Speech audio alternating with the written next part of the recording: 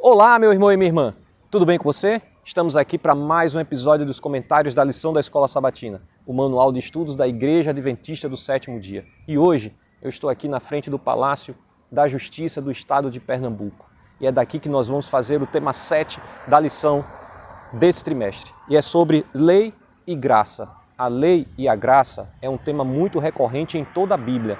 E no livro de Deuteronômio, sim, no livro de Deuteronômio também é um assunto muito importante. E é sobre isso que nós vamos falar na lição de hoje.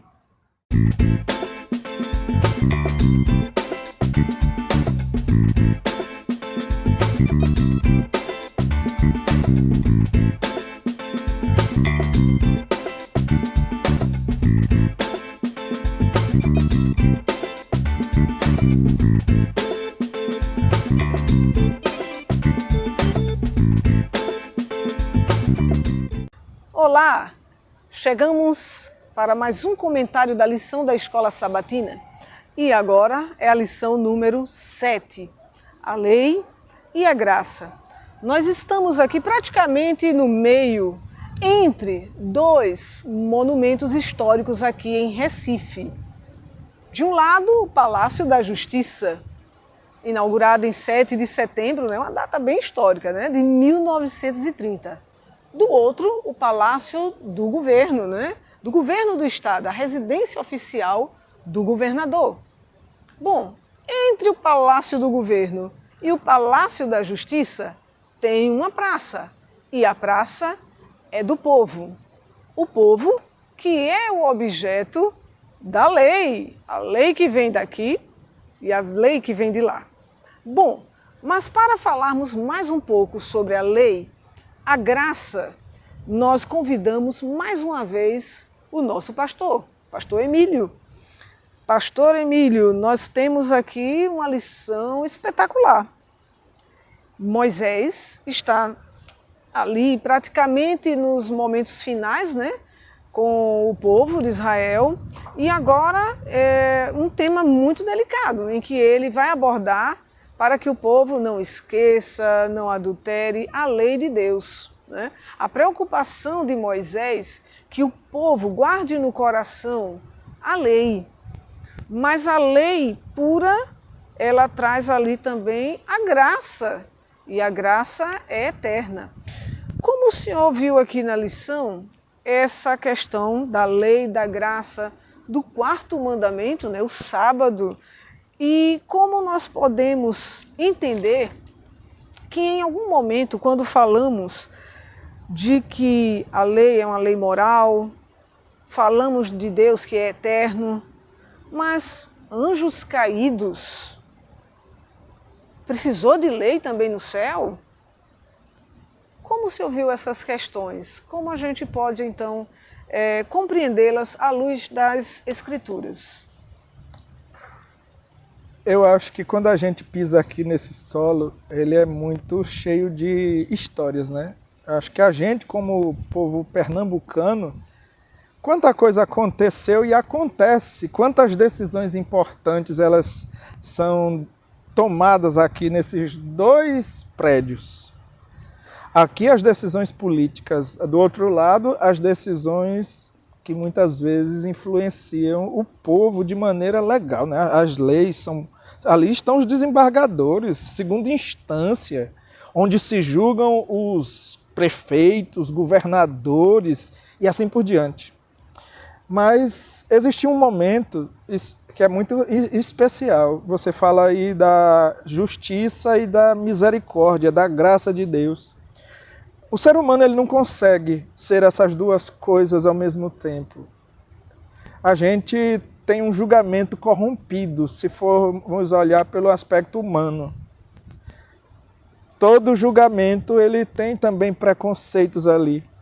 Mas em Jesus, ali, e principalmente naquilo que você falou da morte de Cristo por nós, ali Ellen White até comentando, ela diz que a justiça e essa misericórdia, essa graça de Deus se beijaram, se encontraram. Ali foi um evento histórico gigantesco que não apenas causou um impacto no nosso mundo, mas no universo inteiro. E é tão interessante que tudo foi criado baseado em leis. E você perguntou também a respeito do sábado. O que o sábado tem a ver com essas duas questões tão importantes? Eu volto para algumas lições, né, onde a gente usou as alianças. Né? Eu estou aqui com as duas alianças novamente. E pense no cuidado que eu estou com elas aqui. Sabe o que acontece? É que Deus sempre precisa de algo que simbolize algo maior. É como se fosse ali um aplicativo. O aplicativo não é aquele link que está lá no nosso celular. Nem é aquele link que está lá no computador. Aqui, existe algo maior. O sábado, ele simboliza algo maior também. Quando Deus colocou o sábado, ele quis mensurar, ele quis colocar uma aliança, algo físico que a gente pudesse experimentar, que pudesse ser uma experiência para a gente. Então, o sábado, nada mais nada menos, é uma mensagem. A mensagem de que Deus, ele está disposto a amar o ser humano. E ele vem, morre por nós, para que a gente tenha liberdade de obedecer, não por uma questão de escravidão, porque a gente pode obedecer a Deus de modo escravo, sem pensar. Não, Jesus vem, morre e liberta a gente para que a gente tenha a capacidade de escolher servi-lo. Então vem aí os mandamentos, esse papel moral da lei, né? Porque, de fato, o sábado, o poder não está no sábado, mas está no poder, o poder está em quem criou o sábado para nós. Então, quando a gente hoje, por exemplo, guardamos o sábado, a gente está dizendo assim: ô Senhor, muito obrigado.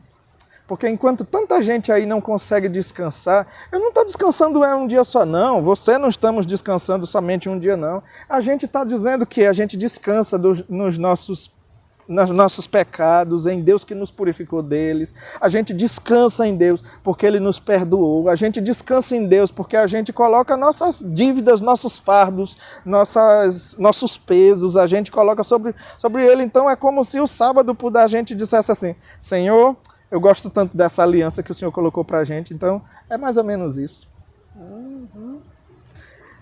A gente também viu ali na lição, chamou a atenção alguns números, né? A lição vai colocar ali que nós temos cerca de 2 trilhões de galáxias, 100 bilhões de estrelas. Nossa, Deus é o Criador. Ele fez tudo isso. Infelizmente, algumas pessoas continuam admirando monumentos históricos, né? Isso é grandioso, realmente é lindo, é espetacular. Mas as estrelas, os bilhões de estrelas também são. E quem fez as estrelas é maior que tudo isso, o Deus Criador. Pastor, fala só mais um pouquinho para a gente. Dentro desse contexto histórico aqui, o que nos aguarda no céu, a graça, pastor. Como para nós deve ser, para alguns é complexo, mas o que nós devemos focar quando pensamos na graça? Eu sei que o que devemos focar quando pensamos na graça de Deus?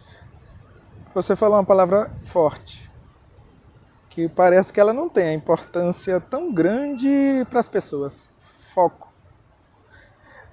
Um dia eu estava assistindo uma palestra e o palestrante ele dizia assim: às vezes as pessoas reclamam de mim porque eu falo muito um assunto só. Parece até que eu não tenho capacidade de ter outros assuntos. Ele disse assim: eu poderia falar qualquer assunto que eu quisesse, só bastava estudar. Mas eu falo muito porque eu tenho foco, eu sei onde eu quero chegar.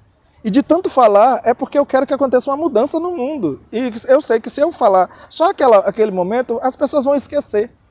Então, de tanto falar, a informação vai ficar contida. Quando você fala assim dessas galáxias gigantescas, a gente lembra também Imagina, pelo simples fato de algo invisível, esse oxigênio que a gente está respirando aqui.